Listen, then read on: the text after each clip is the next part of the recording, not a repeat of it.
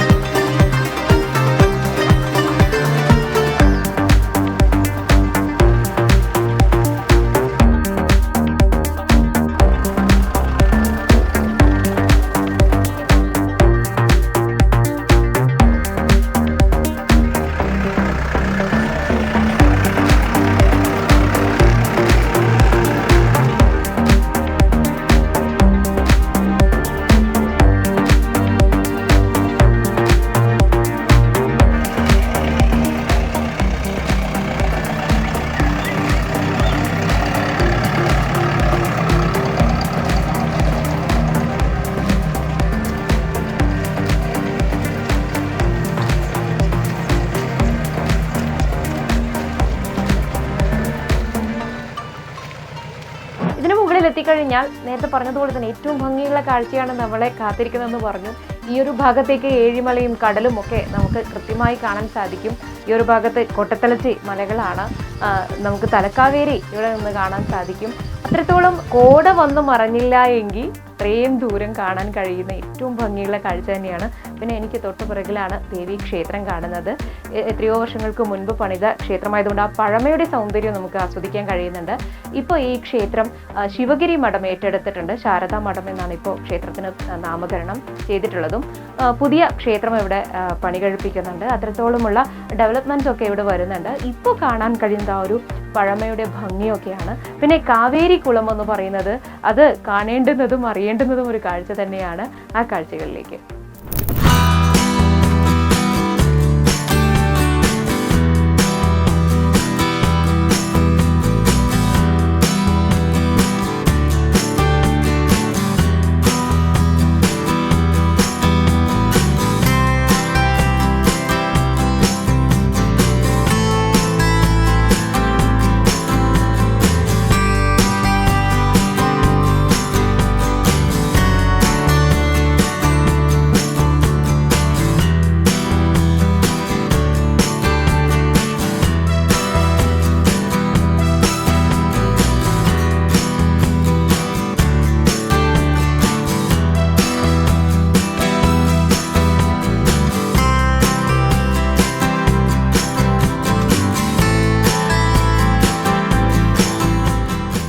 ആദ്യകാലത്ത് ഈ നാട്ടുകാരൊക്കെ തന്നെയാണ് ക്ഷേത്രത്തിൽ പൂജാകർമ്മങ്ങളൊക്കെ നടത്തിയിരുന്നതും ഭജന മഠമൊക്കെ നിർമ്മിച്ച് ഇവിടെ ഭജനയൊക്കെ നടത്തിയിരിക്കുകയും ചെയ്തത്.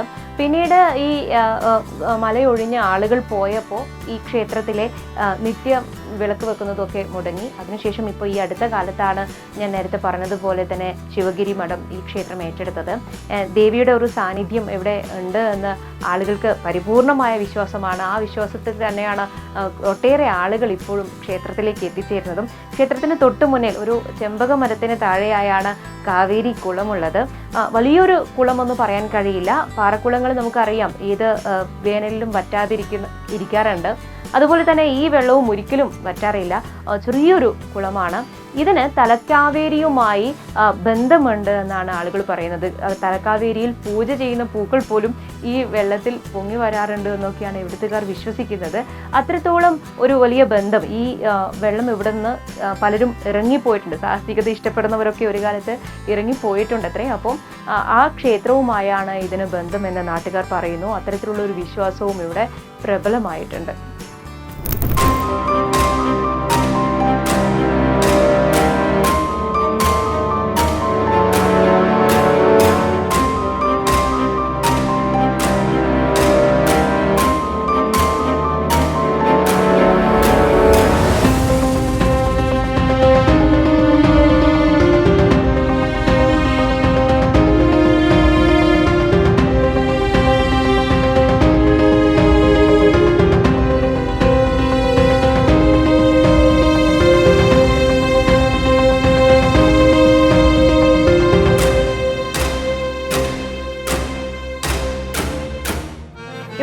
ഒരു സിനിമയ്ക്കൊക്കെ സെറ്റിട്ട പോലെയാണ് എനിക്ക് തോന്നുന്നത്. ചെറിയൊരു ക്ഷേത്രം, അതിന് തൊട്ടതിൽ ഭംഗിയായിട്ട് ഒരു ചെമ്പകമരം, അതിന് താഴെ കാവേരിക്കുളവും. ഒരു കുളം എന്ന് പറയുമ്പോൾ അത്രയും വലിപ്പമില്ല എന്ന് ഞാൻ പറഞ്ഞു കഴിഞ്ഞു, പക്ഷേ അതിൻ്റെ ആഴമാണ് പറയുന്നത്. തലക്കാവേരിയോളം നീളത്തിലാണ് അത് എന്നാണ് ഇവിടെ ഒരു വിശ്വാസമുള്ളത്.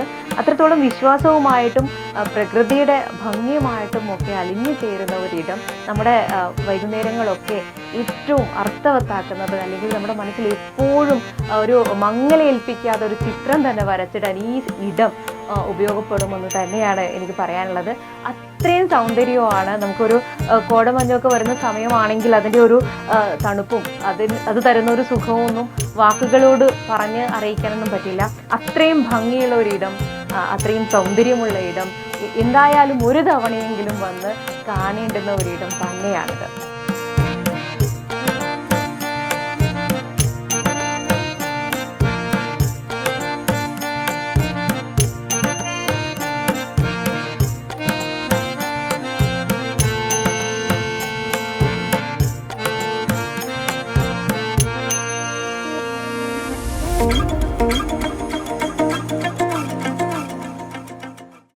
സൂര്യാസ്തമയം കാണാനും ഉദയം കാണാനും ഒക്കെ ഒട്ടേറെ പേരാണ് ഇപ്പോൾ ഇങ്ങോട്ടേക്ക് എത്തിച്ചേരുന്നത്. അതുകൊണ്ട് തന്നെ പഞ്ചായത്ത് മുൻകൈ എടുത്തുകൊണ്ട് ഒരു ടൂറിസ്റ്റ് പ്ലേസാക്കി മാറ്റുവാനുള്ള ശ്രമങ്ങളൊക്കെ നടത്തി കഴിഞ്ഞിട്ടുണ്ട്.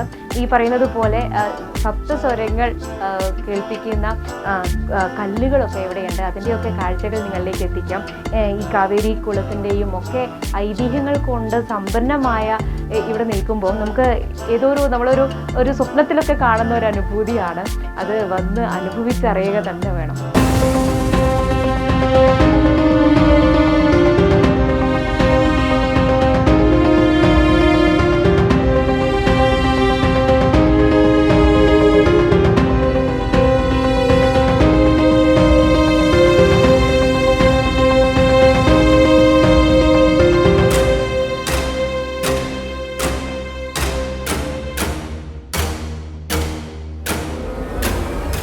ക്ഷേത്രത്തിൽ നിന്ന് കുറച്ച് മാറി ഈ കാടിന് നടുവിലായിട്ട് പാറക്കല്ലുകൾക്കിടയിൽ നിന്ന് അടർന്നു വീണ ഒരു കല്ലുപോലെ ഇരിക്കുന്ന ഇതിനെയാണ് സപ്തസ്വര കല്ലുകൾ എന്ന് പറയുന്നത്. ഇതിന് മറ്റ് പാറക്കല്ലുകളിൽ എടുത്തതിനേക്കാൾ ശബ്ദ വ്യത്യാസം വരുന്നുണ്ട്. ശരിക്കും കൊട്ടാൻ അറിയുന്ന ആളുകളാണെങ്കിൽ സരിഗമ പതനിസയൊക്കെ ഇതിൽ കൊട്ടാൻ പറ്റുമെന്നാണ് പറയുന്നത്. എനിക്ക് അങ്ങനെ അറിയില്ല, പക്ഷെ എങ്കിൽ പോലും ആ ഒരു ശബ്ദത്തിന്റെ വ്യത്യാസം നമുക്കൊന്ന് കൊട്ടി നോക്കാം. ശരിക്കും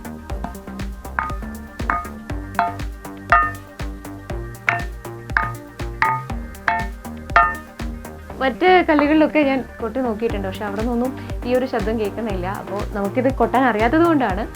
ഇവിടുത്തെ ഒരു സപ്തസ്വര കല്ല് എന്ന് പറയുന്ന ആളുകൾക്ക് കൗതുകവും അതിശയവും ഒക്കെ തോന്നുന്ന ഒരു കല്ലാണിത്. ഇങ്ങനെ ഒട്ടേറെ കാഴ്ചകൾ കൊണ്ട് ഇവിടെ ആളുകൾ വരുന്നവരെ ആശ്ചര്യപ്പെടുത്താനുള്ളതൊക്കെ ഈ സ്ഥലത്തുണ്ട്.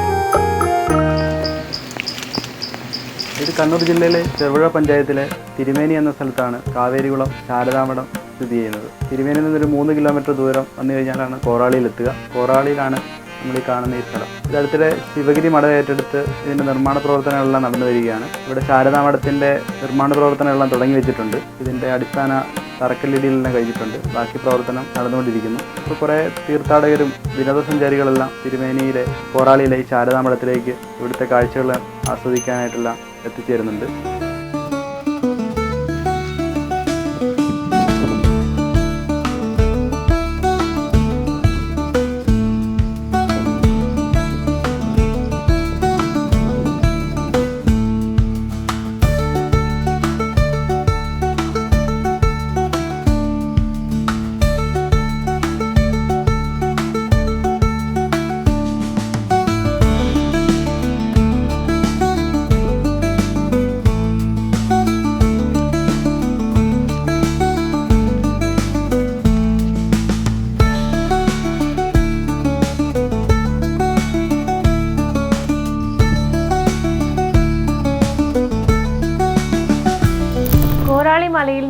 ഭംഗിയുള്ള കാഴ്ചകളും ഈ ക്ഷേത്രവും കാവേരിക്കുളവും സപ്തസ്വരക്കല്ലും ഒക്കെ ഞങ്ങൾക്ക് ഏറെ ഇഷ്ടപ്പെട്ടു എന്ന് വിചാരിക്കുന്നു. മറ്റൊരു എപ്പിസോഡിൽ പുതിയൊരു സ്ഥലവും വിശേഷങ്ങളും ഒക്കെയായി വീണ്ടും കാണാം. അതുവരേക്കും ബൈ.